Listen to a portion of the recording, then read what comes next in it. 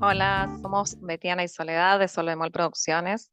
Queremos darles la bienvenida al tercer episodio del podcast Pensando en Series, el cuento de la criada. Recuerden que a partir del 1 de abril vamos a estar subiendo los resúmenes de las temporadas completas. Arrancamos ahora con el resumen y después hacemos el análisis de las secciones Efemérides, lo que perdimos en el fuego, y cerramos con una nueva sección que se llama Que la fuerza te acompañe. El episodio se titula Trazo en la serie y nosotros le pusimos traidora de género a nuestro pod de hoy porque tiene que ver con lo que le pasa a The Glenn. ¿Qué significa traicionar al género para esta sociedad? ¿Cómo es el juicio? ¿Cuáles son los castigos? Y una pregunta que va más allá de la serie. ¿Cómo se llegó a esto? Este episodio tiene dos ejes temáticos centrales.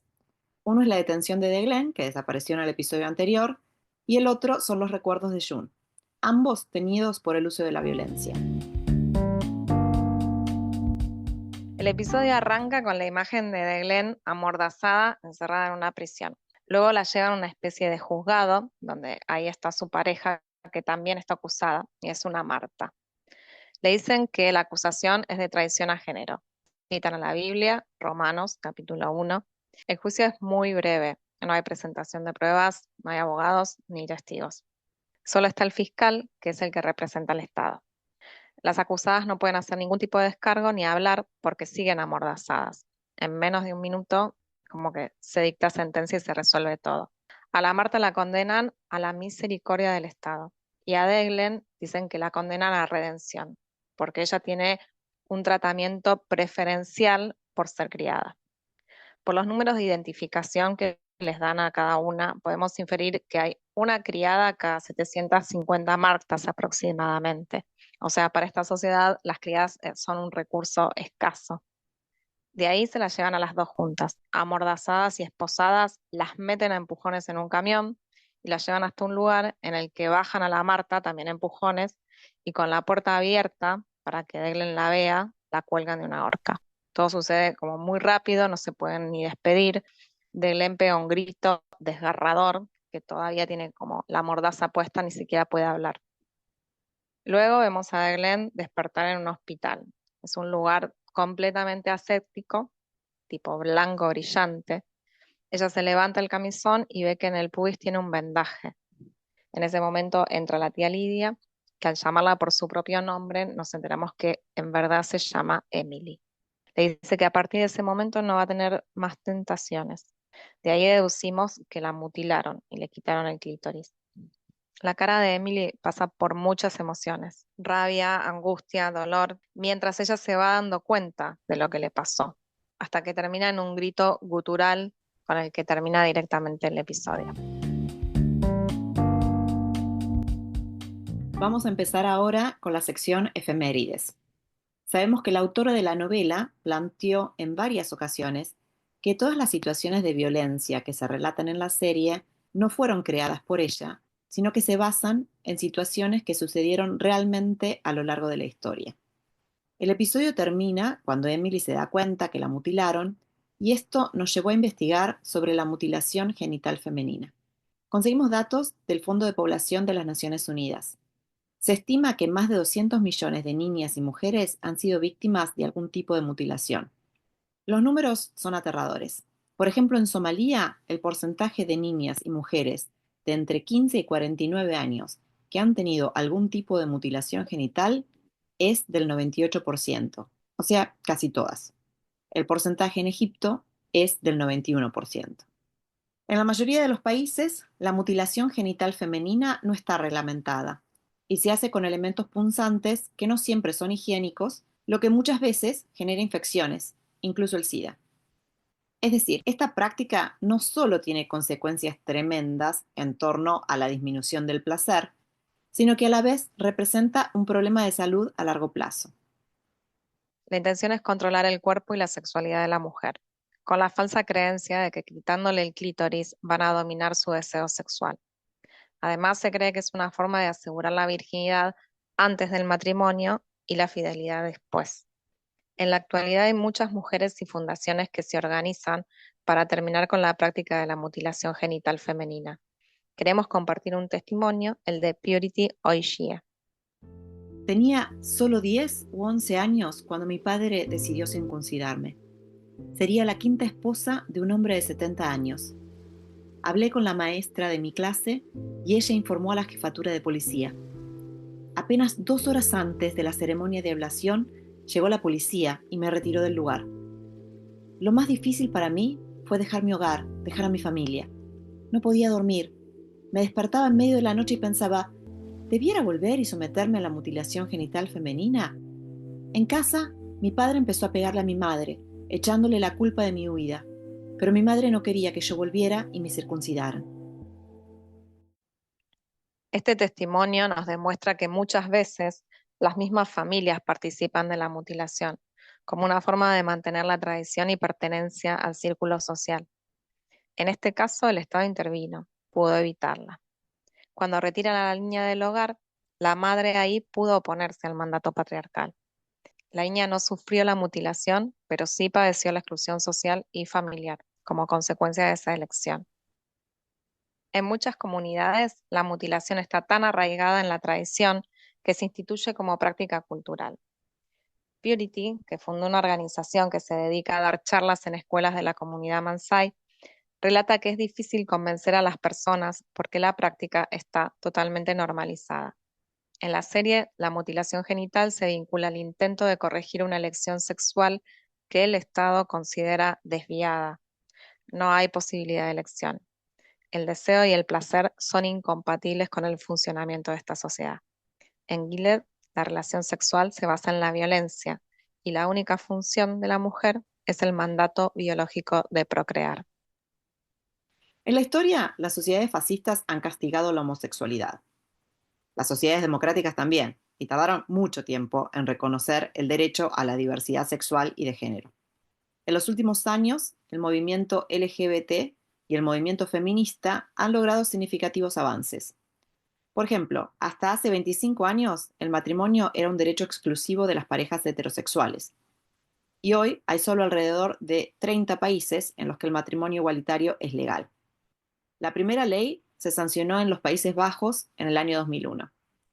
En Argentina, el matrimonio igualitario está legalizado desde el año 2010 y en Estados Unidos empezó a ser legal a nivel federal a partir del 2015, a través de una decisión de la Corte Suprema. El matrimonio es un contrato social, por eso es necesario que el Estado permita el acceso a ese derecho a todas las personas. Genera posibilidades económicas, desde poder declarar a una persona como familia en la declaración de impuestos a tener acceso al seguro social u obra social, pero también por cuestiones que tienen que ver con otros tipos de derechos. Por ejemplo, cuando una persona esté internada en grave estado, la posibilidad de entrar a terapia intensiva, a saludar, a despedirse o incluso decidir acerca de una reanimación. Todo reconocimiento legal tiene un efecto sobre el terreno de lo simbólico y es un avance en la lucha por la igualdad de derechos. El Estado garantiza derechos y también puede garantizar persecuciones. En nuestra sección Las cosas que perdimos en el fuego, vamos a analizar las escenas de los recuerdos de June, que nos muestran cómo las mujeres fueron perdiendo derechos y cómo una sociedad medianamente democrática se transformó en un estado totalitario y fascista. June se pregunta qué habría pasado si la sociedad hubiera reaccionado a tiempo. Lo repite como si fuera una alerta para que nosotras estemos atentas a un peligro inminente. En el primer recuerdo, Jun y Moira están haciendo footing y se nota que hay gente que las mira por la forma en la que van vestidas, tipo con ropa deportiva.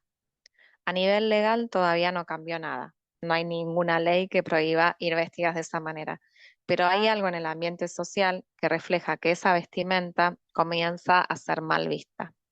Son pequeñas escenas que reflejan algo que Jun repite constantemente cuando recuerda que las cosas fueron cambiando tan lentamente que no llegaron a entender la peligrosidad. Cuando terminan de correr van a comprar un café. En la cafetería la tarjeta de crédito sale rechazada. Ellas todavía no lo saben, pero el gobierno acaba de dictaminar que las mujeres no pueden tener cuentas bancarias a su nombre. El empleado que está en el mostrador las maltrata, discuten y las echa diciéndole que son dos zorras. Ellas se sorprenden porque todavía esto no es habitual. Luego Jun va a su trabajo y el jefe convoca una reunión de todo el personal. Ahí, con presencia de paramilitares armados, les dice a todas las mujeres que se tienen que retirar, que la nueva ley indica que las mujeres no pueden trabajar más. El jefe está incómodo. Parece que no está de acuerdo con esta decisión, pero la acata. Hay muchos hombres, compañeros, que se muestran contrariados también y agachan sus cabezas, pero ninguno enfrenta a las autoridades. De a poco las mujeres empiezan a recoger sus cosas, algunas protestan un poco, pero el contexto es intimidante por la presencia de los paramilitares. Cuando Jun se retira del edificio con todas sus cosas metidas en una caja, escuchamos por primera vez el uso del lenguaje religioso asociado al Estado. Uno de los guardias que está en la puerta, custodiando el retiro de todas las mujeres, la saluda diciéndole Dios te guarde. Jun se sorprende. Ese es el lenguaje que va a ser obligatorio en Gilead. Esta escena nos retrotrajo a otra serie en la que trabajaba Elizabeth Moss, que es la actriz que interpreta a June. La serie se llama Mad Men y es muy famosa la escena en la que Peggy, el personaje de Elizabeth Moss, se va de la oficina y sale con una caja con todas sus pertenencias y un cigarrillo en la boca, empoderada, en busca de mejores oportunidades, al punto que la escena se hizo un meme bastante conocido. En contraste, en la serie El cuento de la criada, ella se va con su cajita, despedida, perseguida, todo lo opuesto, como el inicio del sometimiento total. Esa escena donde echan a todas es la consolidación del Estado totalitario. Lamentablemente podemos hacer muchos paralelismos en la historia.